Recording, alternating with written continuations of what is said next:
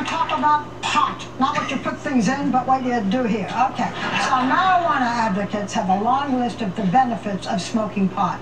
But a group of mothers are making headlines because they claim that using marijuana every day doesn't just help ease their pain from their medical problem, but that it makes them better parents. So please welcome Cheryl Schumann, Lindsay Reinhardt, right, and Simi Dillon. Welcome. You know, I look at you very attractive, smiling, nice women, and I think, you don't look like people expect potheads to look, you know? So you gotta tell us why you take it.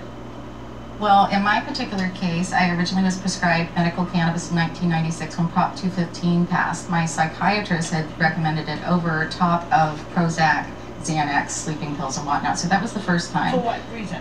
At that time, I was having major anxiety disorders and major depression, and they had me on 80 milligrams of Prozac a day, and I lost the life I had with my children. So your pot gives you a good disposition, removes your depression, it's an amazing mood stabilizer, and also in 2006 I was diagnosed with ovarian cancer. So I used cannabis through chemo and radiation, and then I later learned, and I wanted to make a clarification, I do not smoke marijuana or cannabis. I vaporize, and this is what I use. I also how do you do that? It's easy, you just literally...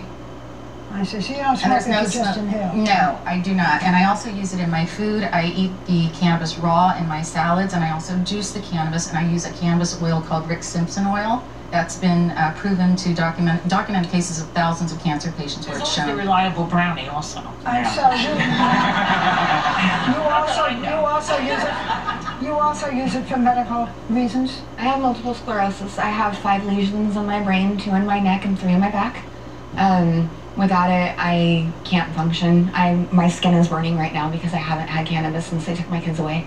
You say that if you don't take it, because you're saying now you're so uneasy, if you take it, you're a better parent. Because I can function in my kids' lives. I see. When I'm disabled from my disease, I can't get out of bed. I can't have a hug for my children because it hurts me. And does it make you a better parent as well? I think so. I was on prescription medications before that, and I wasn't getting out of bed, and I wasn't able to socialize with my child properly.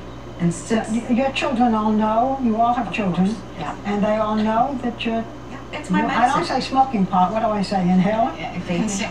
We're modern cannabis consumers. We are cannabis patients. Okay. So let me ask you something. Yes. Because marijuana is now legal in 18 states for medicinal reasons, plus DC, and it's legal in 2 of those states for recreational use. I guess Colorado and what, California? Colorado and Washington. And Washington. Yes. Mm-hmm. So now you say that legalizing marijuana across all the states can actually help the economy.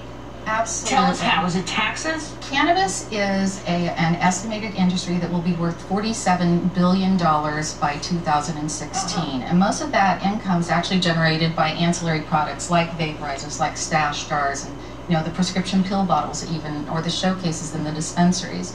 But what I'm a big fan of is using this as a tax and regulated model. Take that revenue, put it into the veterans programs or people who have AIDS. I work a lot with the LGBT community and the AIDS community and the terminally ill.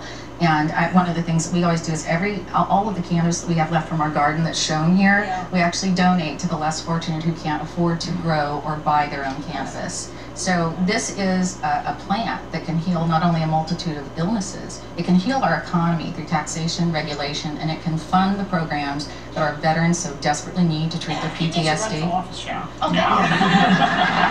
Cindy, let me get this straight. You work for the Department of Justice, and your husband is a corporal in the police force. Yes.